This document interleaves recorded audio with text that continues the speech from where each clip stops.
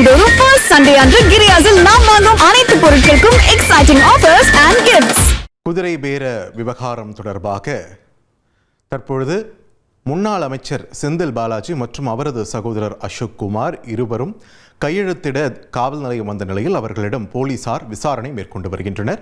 இது தொடர்பான முக்கிய செய்தியை நாம் பார்க்கிறோம். கூடுதல் விவரங்களோடு இணைகிறார் எமது செய்தியாளர் சாலமன்.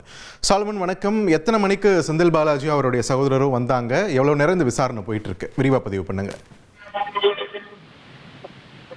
தமிழக வெற்றி கழக எம்எல்ஏக்கள் பேரம் பேசப்பட்ட விவகாரம் தொடர்பாக 7வது நாளாக முன்னாள் அமைச்சர் செந்தில் பாலாஜியும் அதே போன்று 5வது நாளாக அசோக் குமார் ஆகியோர் திருவல்லிக்கேணி காவல் நிலையத்துல ஆஜராகி கையெழுத்திட்டு வருகின்றனர்.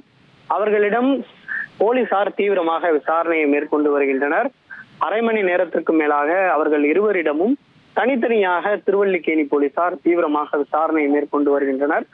குறிப்பாக இந்த தமிழக வெற்றி கழக எம்எல்ஏக்களிடம் பேரம் பேசப்பட்ட விவகாரத்துல செந்தில் பாலாஜி மற்றும் அவரது சகோதரர் அசோக் குமாரோட தூண்டுதலின் பேர்ல தான் பேரம் பேசப்பட்டதாக காவல்துறை தரப்புல ஒரு குற்றச்சாட்டை முன்வைத்திருக்கக்கூடிய நிலையில அதனை அடிப்படையாக வைத்துத்தான் இந்த விசாரணையானது மேற்கொள்ளப்பட்டு வருவதாக காவல்துறை தரப்புல தெரிவிக்கப்பட்டிருக்கிறது. ஏற்கனவே உயர்நீதிமன்றத்துல இருவரும் முன்ஜாமீன் பெற்றிருக்கக்கூடிய நிலையில மறு உத்தரவு வரும் வரை அவர்கள் தினமும் காலை மற்றும் மாலை வேளையில ஆஜராகி இந்த வழக்கு தொடர்பாக திருவல்லிக்கேணி காவல் நிலையத்தில் கையெழுத்திட வேண்டும் என்ற அடிப்படையில இது தொடர்பாக அவர்கள் கையெழுத்திட்டு வருகின்றனர்.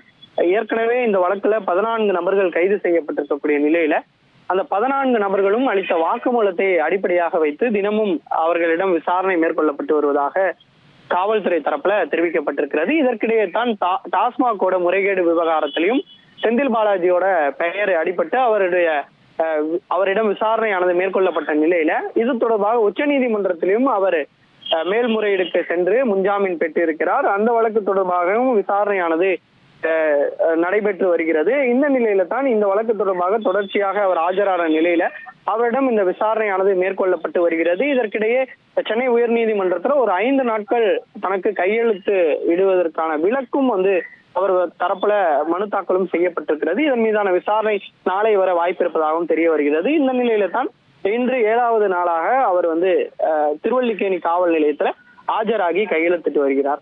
மாதந்தோறும் ஃபர்ஸ்ட் சண்டே அன்று கிரியாஸில் நாம் வாங்கும் அனைத்து பொருட்களுக்கும் எக்ஸைட்டிங் ஆஃபர்ஸ் அண்ட் கிஃப்ட்ஸ்.